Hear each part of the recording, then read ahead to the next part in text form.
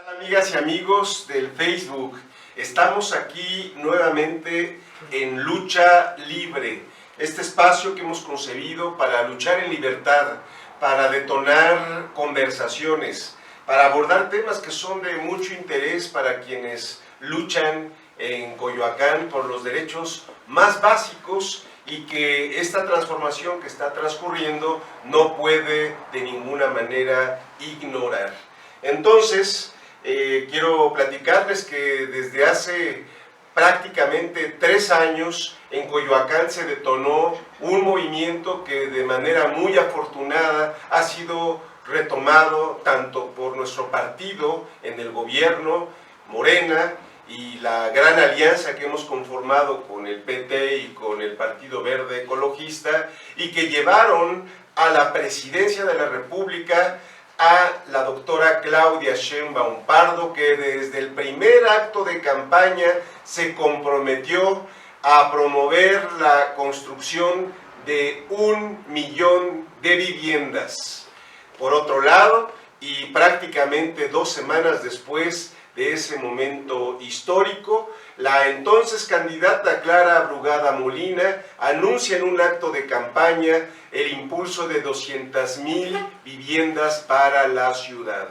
Pero lo que de inmediato el equipo y el movimiento que nació en Coyoacán llamado Sin Vivienda No Hay Bienestar se preguntaba es en qué suelo, con qué financiamiento, la forma de registro, los requisitos, qué instituciones, en fin, la parte presupuestal para nosotros era esencial. Desde el principio el movimiento nace demandando el 5% del presupuesto. Por ahí un diputado burro del PAN, que no quiero ni siquiera mencionarlo, decía, es que es el ajuste del 5% que se hace a todo el presupuesto. Pues no, dentro de su ignorancia desconoce que durante el gobierno de Andrés Manuel López Obrador, en el periodo de 2000 a 2006, se aplicó en esta ciudad el 5% de todo el presupuesto público. Eso logró los mejores resultados en materia de vivienda que se hayan presentado en esta ciudad en toda su historia. 42,800 viviendas nuevas construidas y cerca de 70,000, 68,900 y pico de vivienda en mejoramiento, ampliación y mejoramiento, que es un programa que todavía subsiste, del cual tenemos algunas observaciones, pero en este programa no lo vamos a abordar. Y comento que en esta emisión vamos a dar inicio a por lo menos un paquete de 4 presentaciones en el que vamos a abordar elementos jurídicos, elementos históricos, elementos sociales y elementos técnicos de cómo es que funciona el instituto que ha acercado este derecho de manera más eficaz y de manera más asequible, es decir, más barata, que es el Instituto de Vivienda. Vamos a analizar esas reglas de operación que, por cierto, toma CONAVI una vez que la política de vivienda a nivel federal se radicaliza. Entonces, dicho lo anterior, quiero agradecerles que estén aquí con nosotros. Nos acompaña, como siempre, nuestro querido hermano Miguel Ángel Hernández, que es promotor de este espacio de diálogo y de difusión de lucha libre. No somos ni técnicos ni rudos, simplemente queremos luchar en libertad. Y está con nosotros la primer dirigente que tuvo Sin Vivienda No Hay Bienestar en Coyoacán y en otras 10 delegaciones en la ciudad, nuestra querida compañera Eugenia Serrano, a quien agradecemos su presencia. Y también está con nosotros Fabiola Huerta Millán, la actual dirigente del movimiento Sin Vivienda No Hay Bienestar, que toma la estafeta en un momento muy interesante, ya una vez que está el nuevo gobierno, ya una vez que en el Congreso de la Ciudad de México votamos la modificación de la Ley Orgánica de la Administración Pública de la ciudad, que reinventa la administración pública creando la Secretaría de Vivienda y haciendo ver que la jefa de gobierno, Clara Brugada, tiene como primer nivel de preocupación el tema de la vivienda. Y no nada más eso, se demuestra cuando manda un paquete financiero donde pasamos de 4.700 millones de pesos a 9.000 millones de pesos que se aplicarán en materia de vivienda. Yo quiero platicarles que nosotros en algún momento me tocó estar incluso fuera del país, con Enrique Ortiz Flores.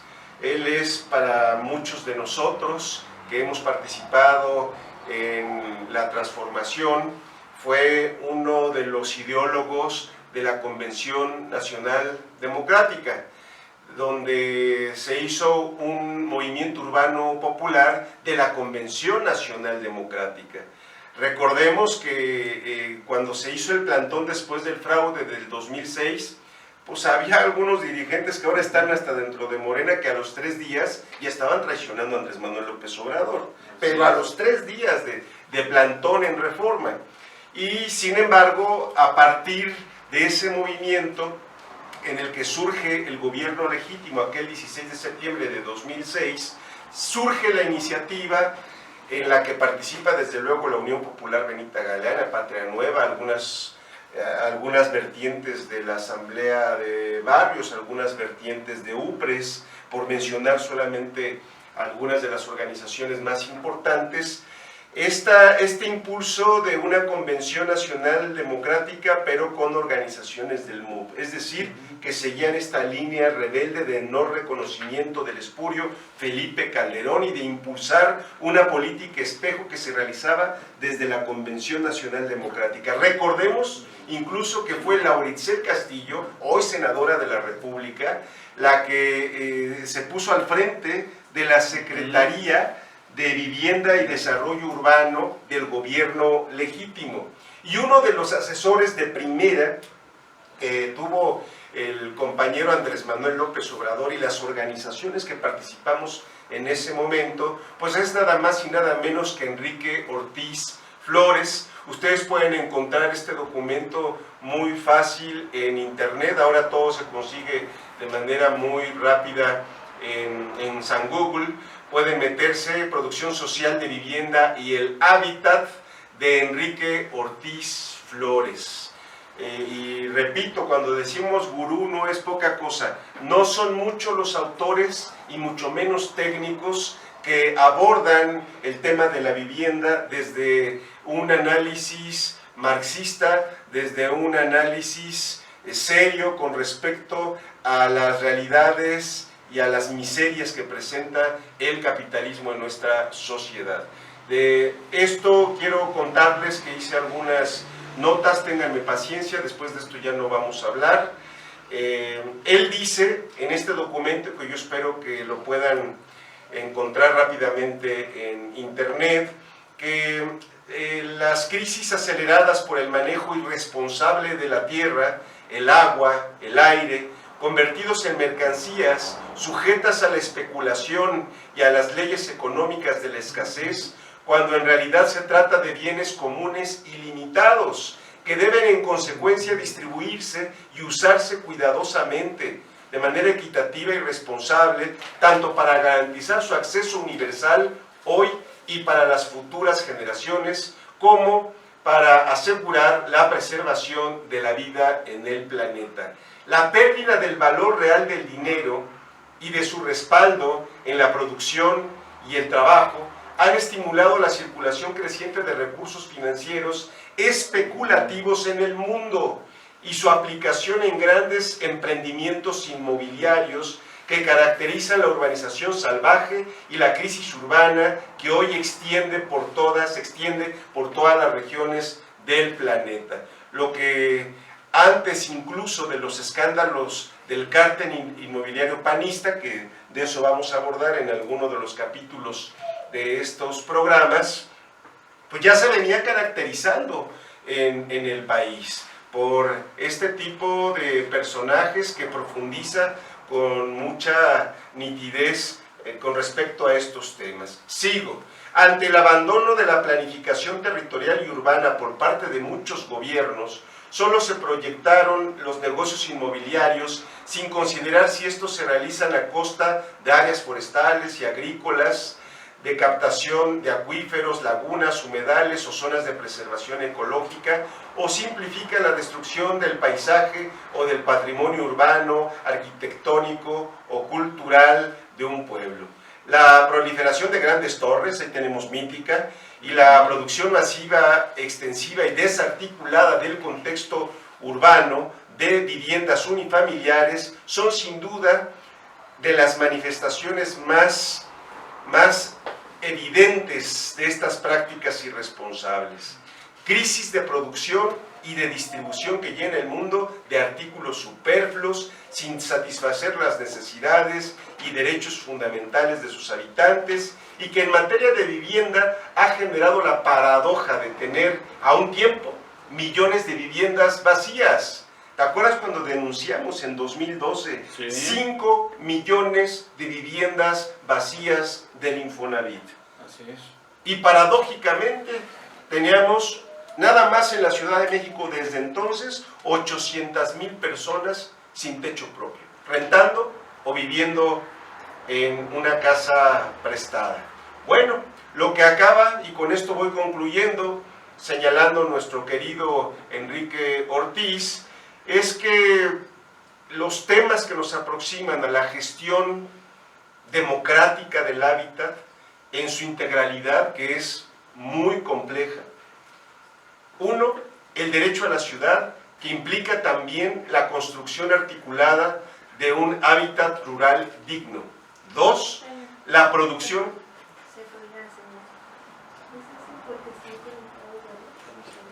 ¿Alguien más está conectado? Todos nosotros conectamos. Hablábamos de los temas que nos aproximan a la construcción articulada de un hábitat que tiene que ver con el derecho a la ciudad, con que se hable con el medio rural, la producción social del hábitat, en especial de la vivienda, la gestión participativa del hábitat, que eso es muy importante. La producción social de vivienda es sí o sí con la participación de la gente. Si bien nosotros estamos planteando con mucha claridad que en la disyuntiva de si es el mercado, si es el Estado el que va a resolver los grandes problemas nacionales y los grandes derechos sociales, debe ser el Estado, bueno, lo cierto es que, y no el mercado, lo cierto es que el Estado no lo va o no lo debe hacer solo. Y esa es una gran diferencia que tenemos con algunos elementos de nuestro gobierno popular y democrático, que tiene que entender, y lo vamos a decir insistentemente, que solamente con participación, es decir, con pueblo organizado, es como un derecho tan complejo, tan costoso como es el de la vivienda, se puede llevar a buen puerto. Y bueno, algunos fundamentos del derecho a la producción social del hábitat, nos dice el arquitecto Enrique Ortiz, es la función social de la ciudad, de la tierra y de la propiedad, el manejo responsable y sustentable de los bienes comunes, los recursos energéticos, el patrimonio natural y construido, el disfrute democrático de la ciudad mediante el rescate y puesta en valor del espacio público. En fin, otras notas que iremos comentando aquí con ustedes, y por eso nosotros decimos producción social de vivienda contra la producción habitacional mercantil. Organización popular, pueblo organizado, contra cártel inmobiliario panista. Y hay que decirlo con todos sus términos, porque no es el cartel inmobiliario en general, que es que lo hay, que sí hay una visión depredadora de acumulación de recursos y peor todavía de financiamiento de estos capitales que no tienen nacionalidad, que son muy utilizados como, por ejemplo, para promover la ciudad del futuro. La ciudad del futuro era una inversión de capitalistas chinos y gringos que pretendían hacer un gran desarrollo habitacional y comercial en lo que es la planta de asfalto, y que de manera muy afortunada, cuando nos organizamos, todas las colonias de los Pedregales y más allá de los Pedregales, pues logramos detener ese proyecto, y que implicaba precisamente una inversión de esos fondos que no tienen patria y que están itinerando a ver dónde pueden devastar y pueden modificar las situaciones, como en este caso en la Ciudad de México con la mal llamada Ciudad del Futuro, que afortunadamente se canceló y que ahora es un parque. Bueno, hoy vamos a tener una serie de temas, como decía hace rato, muy generales,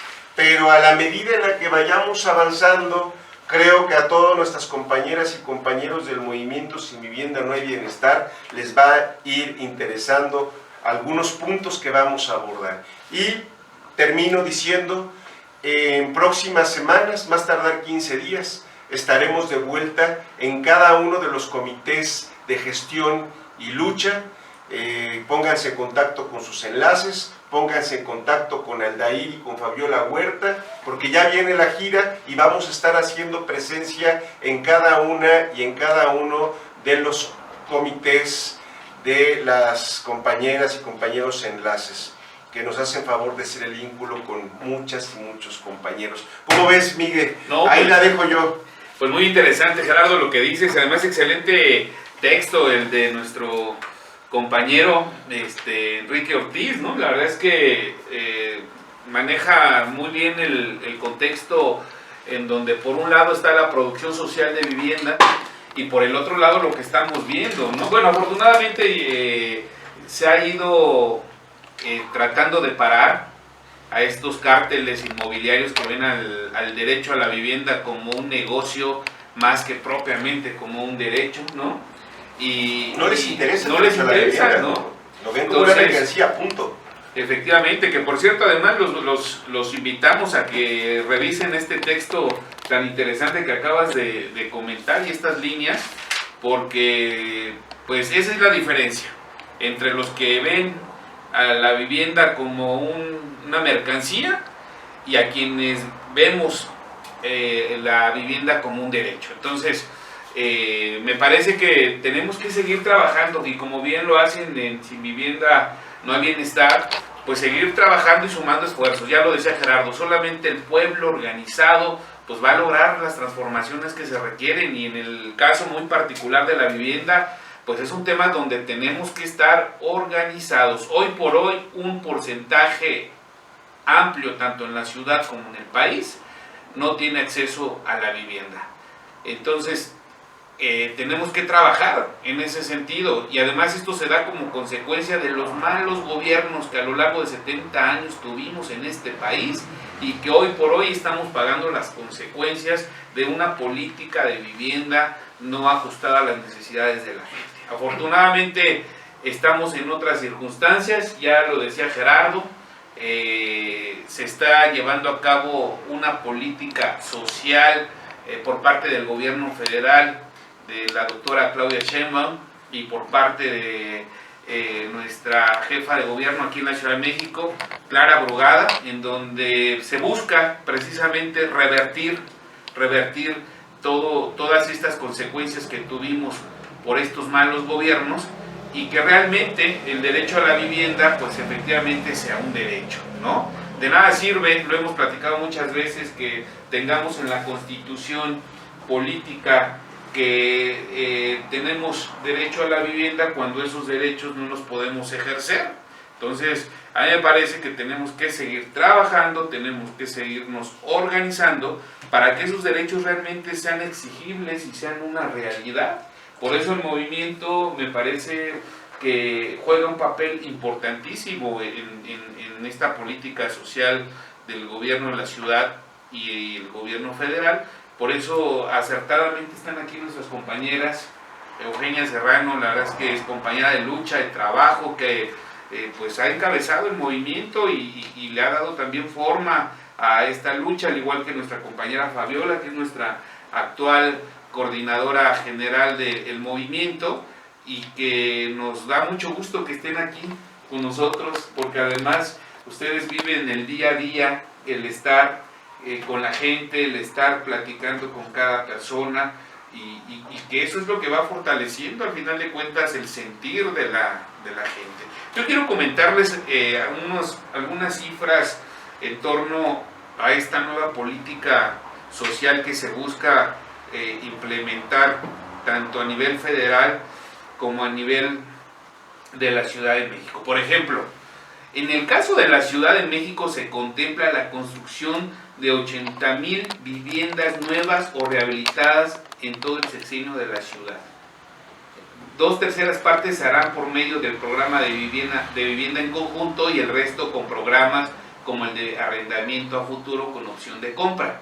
Como ya lo decía Gerardo, van a ser temas que los vamos a ir desarrollando a lo largo de las diferentes emisiones.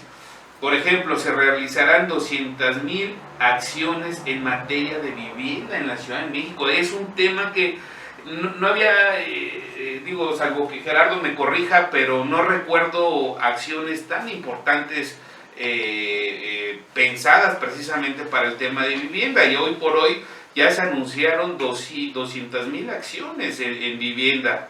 Se cuenta con un presupuesto histórico de 3,000 millones de pesos para la adquisición de suelo, por ejemplo, ¿no? Entonces ese también es otro punto importante.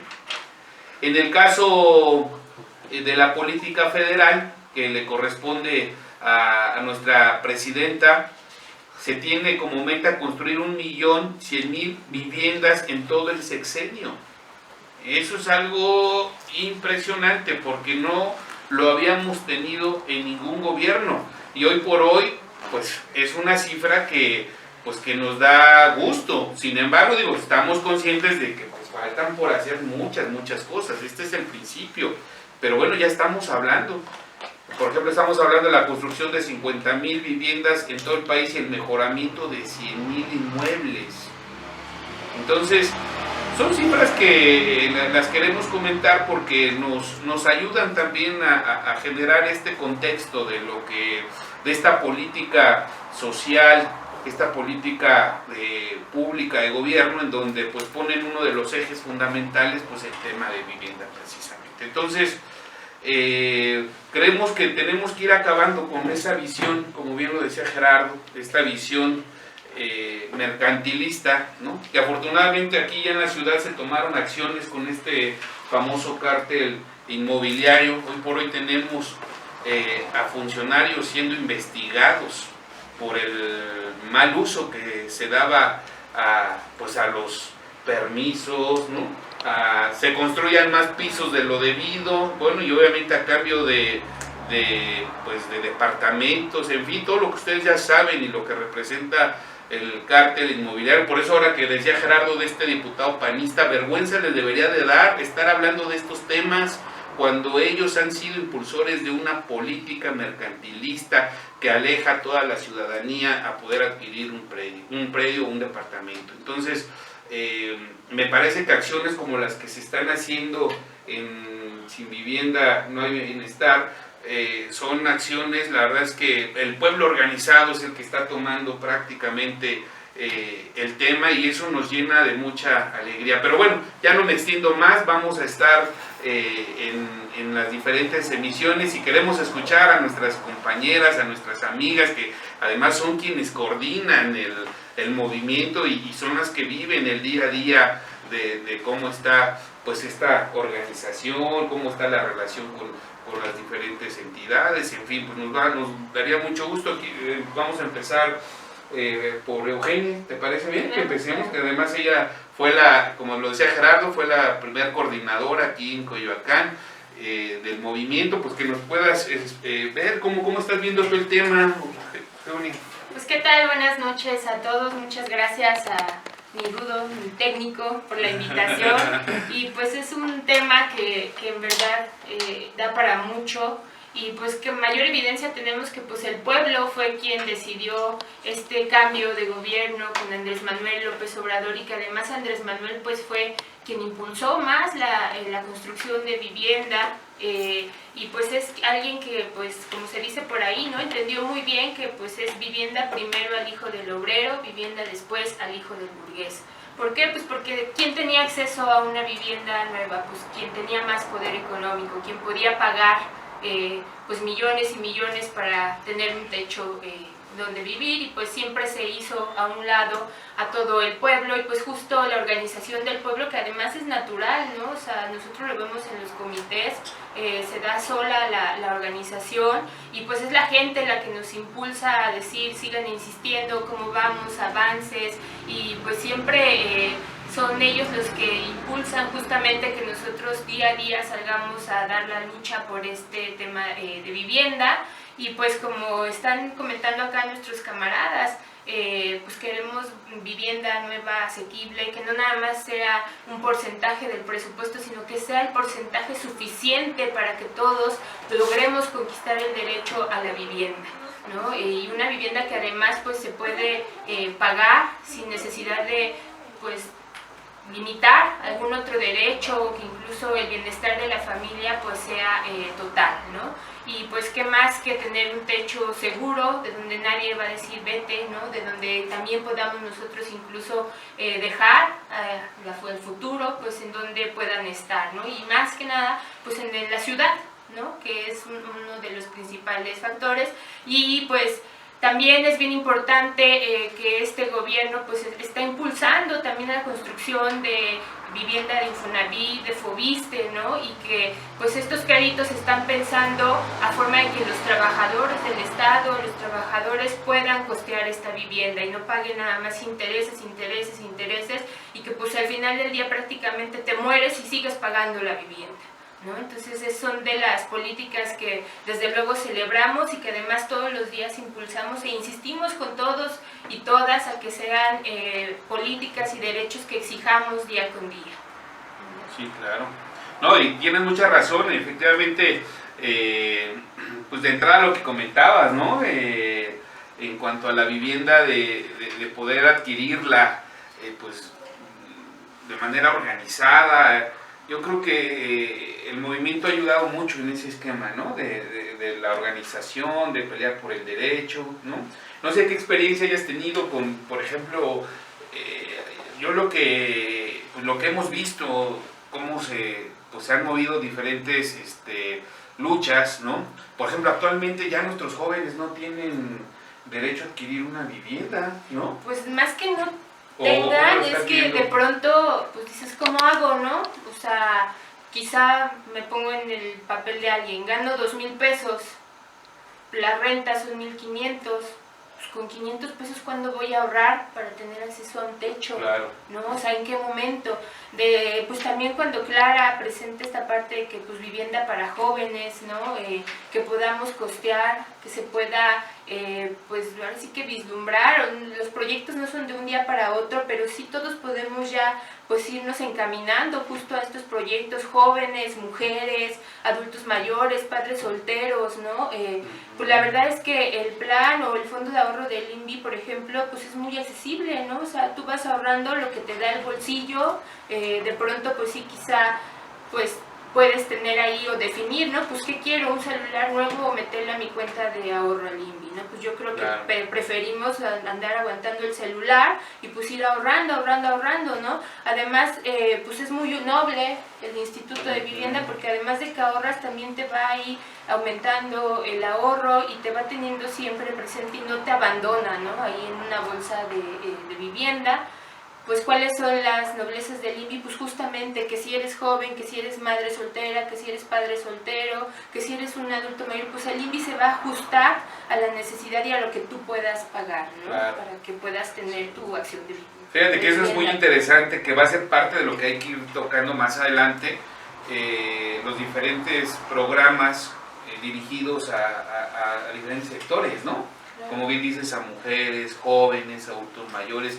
Eso va a ser parte interesante de lo que pues hay que seguir abundando, pues para que todos nuestros amigos, amigas que nos ven y que participan en la lucha pues tengan como que esos elementos. Entonces pues vamos a escuchar a Fabiola, que también es otra compañera de lucha, de trabajo, y que además actualmente es quien coordina el movimiento aquí en Coyoacán. ¿Cómo ves, Fabiola, los temas?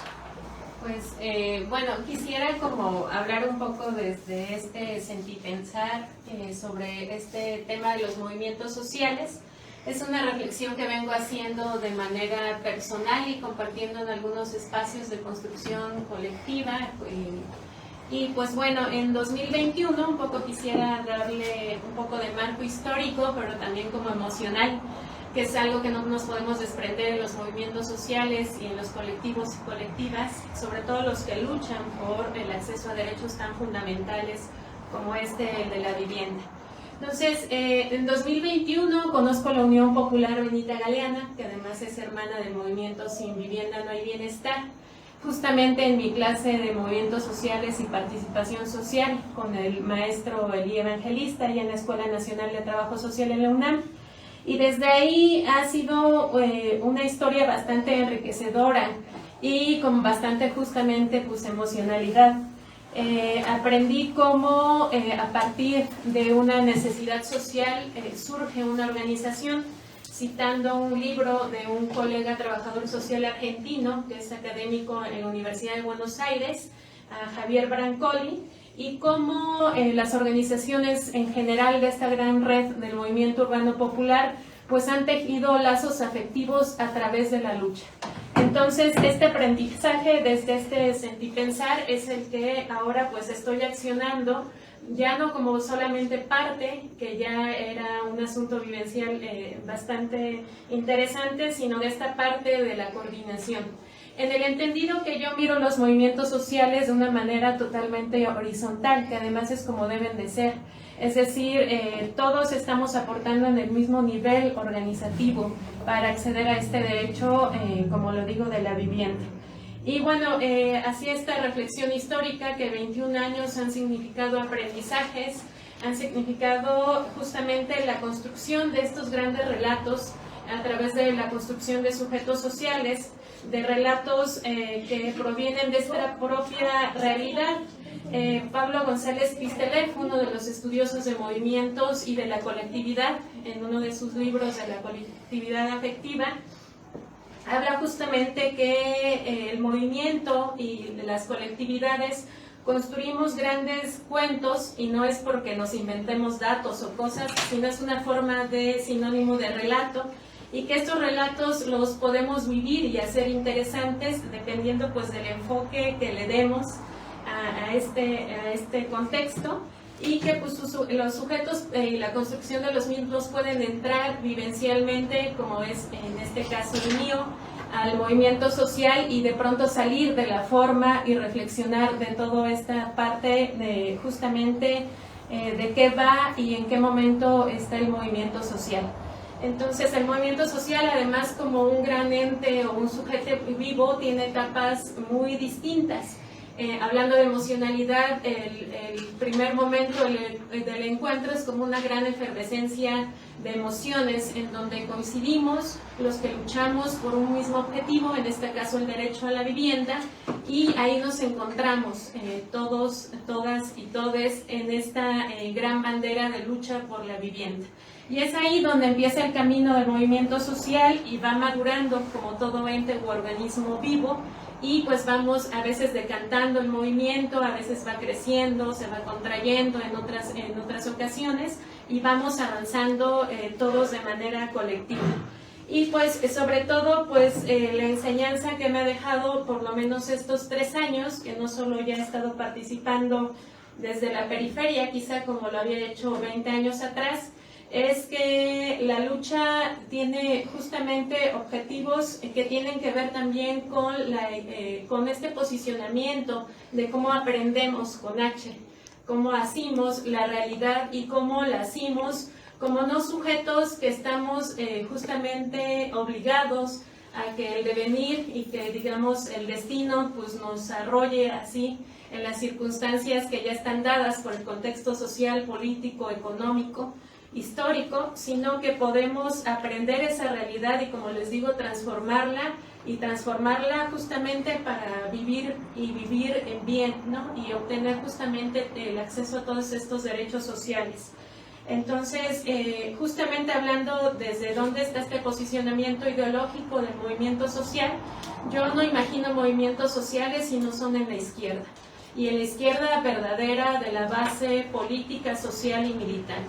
Es decir, no la izquierda que está en la academia, en el escritorio, sino la izquierda y el movimiento social que está en la acción y se hace y se puede reflexionar desde la acción.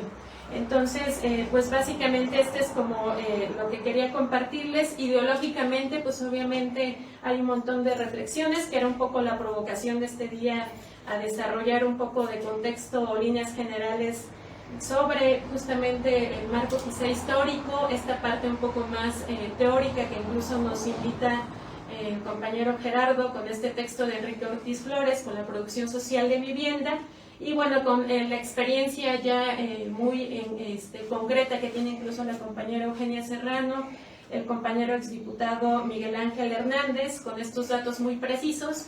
Pero pues aquí estamos, el movimiento sigue, la lucha sigue. Siempre el movimiento social, les digo, va a tener esas etapas de madurez, y pues creo que nosotros ya tenemos 3 años de esta madurez, en donde nos hemos encontrado, algunas veces también nos hemos desencontrado, pero el objetivo, que es un objetivo muy noble, es que familias, miles de familias que de otra forma no tuviesen acceso al derecho a la vivienda, pues lo están obteniendo a través de este movimiento social. Pues muy bien, yo quiero comentar como siempre la parte que me toca, los saludos, una vez que hemos escuchado a Fabiola y a Eugenia. Saludos a Victoria Loida, a Abby, Vargas, Fabiola, Carmen Sánchez, Bren Flores, Carolina Monjardín, Angie Pérez, Leticia Bruno, Luna Los, María del Rosario Galván, La Tóxica Rangel, Gregoria Moreno, Rocío Hernández Rojas, Estrella de la Mañana, Verónica del Prado, Karen del Prado, Maru, Lena, Tito Alvarado, Elise Escudero, Ángeles Filomeno, Kai Ben, Alfredo Unam, Guadalupe Pacheco, Gloria Flores, Héctor Dom, Annie Work, Brenda Casab, creo que ya dije Consuelo del Prado, no la dije, Cristina Martínez, Alideva Martínez, Dulce Martínez, Francisca Díaz, Clistia Rosas y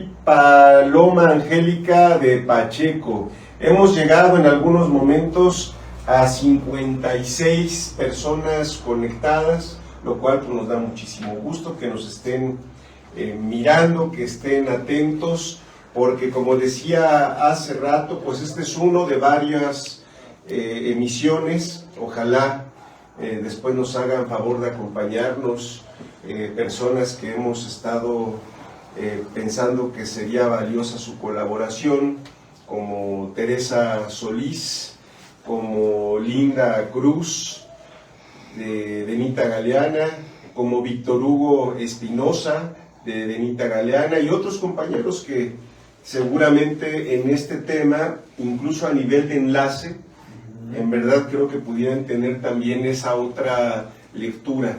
Este tema, con el perdón de ustedes, pero en Coyoacán y en mi caso como representante popular, tendrá que ser uno que abordaremos en este paquete de 3-4 programas, pero no va a ser la última vez. Tenemos que tocar este tema en todos los foros, en todos los frentes, en todas las redes, en cada reunión familiar, en cada congregación de carácter político. Lo que se ha logrado ha sido mucho, pero todavía no es suficiente. No será suficiente para nosotros hasta que nuestra gente, nuestro pueblo que está organizado, que es consciente, que se convirtió en activista por el derecho a la vivienda, no peticionario, eso cualquiera, activista por el derecho a la vivienda, en verdad tenga la atención del Estado mexicano y resuelva de esa manera uno de los derechos fundamentales. Qué bueno que el movimiento reaccionó, qué bueno que el Estado mexicano y los gobiernos de corte popular reaccionaron. No esperaba menos, pero también pudieron no habernos pelado, Miguel. Sí, ¿No? Incluso yo salía a la calle a decirle a la gente, bueno, si el derecho a la vivienda va a ser una utopía, borrémoslo de la pinche Constitución. Sí. No, bueno, de la Constitución ya se me fue otra cosa, pero ¿para qué queremos, textos, ¿no? ¿Para qué tenemos párrafos que no tienen una consecuencia en la realidad de las familias de este país? Y sobre todo de las familias que no tienen acceso al mercado. Si el mercado tuviera todas esas virtudes que dice el PAN y toda la bola de merolicos que son nuestros detractores, que son anti-4T, no habría necesidad de una lucha por la vivienda. El mercado estaría resolviendo las contradicciones, pero no, sí, no las hay. No va a haber de otra más que la intervención del Estado, el pueblo organizado, para que en esta disputa entre la ciudad-mercado y la ciudad de derechos, pues gane la ciudad de derechos, que es donde ganan las familias y las comunidades. ¿Cómo la ven? Yo con esto cierro. Anunciamos desde ahorita, dentro de 8 días nos vemos, misma hora, mismo canal, para seguir hablando del derecho a la vivienda, pero con una concepción de lucha de clases. Es decir, sí hay una disputa por la ciudad, está la disputa de la burguesía nacional y extranjera que quiere mercantilizar este espacio donde hemos nacido y crecido, que se ha construido con el sudor y lágrimas de nuestros ancestros, o esta ciudad que también sea para el pueblo trabajador. Por eso nosotros decimos, organización social contra cártel inmobiliario del PAN. Y yo espero que en la siguiente reunión podamos también dar con mayor precisión a qué nos referimos con el cártel inmobiliario panista. Eso va a ser todo un capítulo para tratar, para que se tenga mucha conciencia de ante qué nos estamos enfrentando. Y bueno, pues ya Miguel dará la palabra aquí a nuestras compañeras para que vayamos cerrando este programa. Gracias por conectarse y vamos a seguir mandando información útil aquí a los mensajes del en vivo. Ya subimos el documento que hicimos mención de Enrique Ortiz Flores. Va pasando el de los tamales, me encanta. De lo que se pierde en Europa, ¿no? Muy bien. Y eso es lo bonito de hacer en vivo, además, ¿no? Sí. Está bueno. Pues vamos cerrando, como bien lo dice Gerardo, vamos a darle la palabra a nuestras compañeras ya para un último comentario, una conclusión de lo que estamos platicando. La verdad es que son temas bien importantes. Lo bueno es que ya se está planteando las diferentes emisiones, porque la verdad es que no nos da en una hora poder platicar de un tema tan amplio. Pues Fabiola, ¿algún comentario que quieras decirnos ya para ir cerrando? Sí, claro. Justamente regresando a esta idea de cómo aprendemos en la realidad desde la izquierda y desde el movimiento social, tiene que ver con esta gran confrontación de justamente la ciudad gentrificada como este fenómeno que se está dando en las grandes ciudades capitales, no solo en la Ciudad de México, sino en Europa, en el norte del continente y en otros continentes. Entonces es esta ciudad que excluye a los que menos tienen, a la base trabajadora, a los no propietarios, a los también dueños de los medios de producción, y versus esta ciudad de los que hemos construido muchas veces a través de estas grandes invasiones, como lo fue en los Pedregales de Coyoacán, como esta gran invasión de Santo Domingo, como incluso su servidora que viene de una zona de Tlalpan, también de uno de los Pedregales, en donde nuestros todavía abuelos tuvieron la opción de construir la ciudad a través de estas grandes invasiones, donde nos peleamos cada centímetro del suelo, compañeros y compañeras. Lo logramos, al final había intervención del Estado, no porque nos estuviese dando una concesión de acceso al derecho o a la propiedad, sino pues porque nosotros hacíamos el suficiente ruido y la colectividad y la presión del movimiento hizo que el gobierno finalmente ordenara estos territorios donde muchos de nuestras familias habitaron. Al final del día, la larga lucha de la izquierda, al llegar al gobierno de la Ciudad de México, con el ingeniero Cuauhtémoc Cárdenas, pues nos ha brindado otro tipo de medios para acceder a nuestros derechos, sobre todo en esta, que denominábamos en ese momento, en la isla de derechos que significó el Distrito Federal, ahora Ciudad de México. Afortunadamente ahora ya no hablamos de una isla de derechos porque la izquierda está gobernando el país. Eso nos da otro tipo, digamos, de interlocución y de vías institucionales de que el movimiento social obtenga este gran objetivo, que es a través de las instituciones, de esta proyección de las 200,000 viviendas en la Ciudad de México y del 1,000,000 de viviendas a nivel nacional. Entonces, no significa que ya no haya necesidad de salir a las calles, de tomar las calles y de alzar la voz, pero sí hay un avance y creo que hay unas condiciones inmejorables en un contexto político, es un contexto político que nos da acceso y tener interlocución justamente y a estos programas que tienen que ver con la construcción de vivienda, sobre todo vivienda para las personas que tenemos justamente estos trabajos heredados de los tecnócratas neoliberales que desmantelaron el estado de bienestar, estos empleos precarios, en donde no tenemos sistema de cotización, no tenemos certeza laboral ni ningún derecho, y programas como estos y visiones de la izquierda gobernando en este país es quien nos ha dado como esta vuelta de tuerca para tener acceso a este derecho básico como la vivienda, como lo es la salud, la educación y el trabajo. Muy bien, muchas gracias, Fabiola. La verdad es que muy interesante lo que has comentado, pues toda la importancia del movimiento como el generador de cambio, ¿no?, en las transformaciones del país. Pues sin duda eso nos lleva a que pues hay que seguirnos organizando, seguir fortaleciendo. Eugenia, ¿algún comentario antes de cerrar la emisión del día de hoy? Nos gustaría escucharte.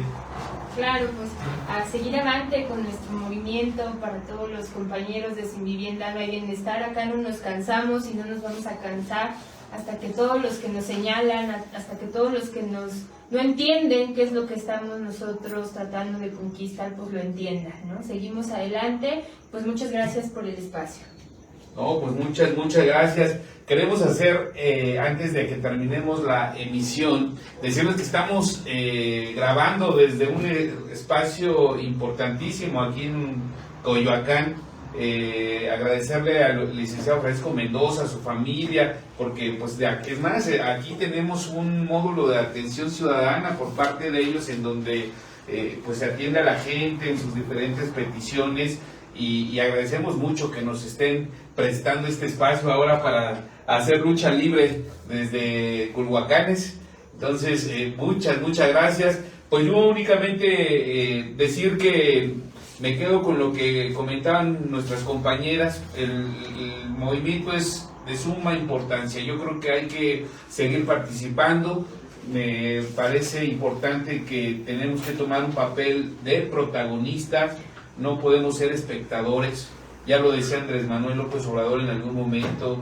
Solamente el pueblo organizado puede cambiar pues las cosas que se viven en el país y las transformaciones que se están haciendo pues tienen que ver con eso, con la participación de todos, de todas, y sigamos fortaleciendo el movimiento como lo hacen nuestros compañeros día a día. Y ya lo decía Gerardo, pues que no sea nada más un tema que esté en la Constitución de manera estática, sino que tenemos que hacer que eso se vaya convirtiendo en un derecho exigible, que nuestras instituciones pues estén a la altura de un derecho tan fundamental y además tan anhelado por muchas y muchos mexicanos. Pues muchas gracias, Gerardo. No, pues agradecer mucho aquí al equipo que está detrás de cámara, Janet Calvo, muchas gracias, Ingrid Zamora, Miguel Ángel Hernández Leguizamón, Brenda Zamora, muchísimas gracias. Y a ustedes que nos vieron, llegamos a 68 vistas simultáneas, se va a quedar colgado en el Facebook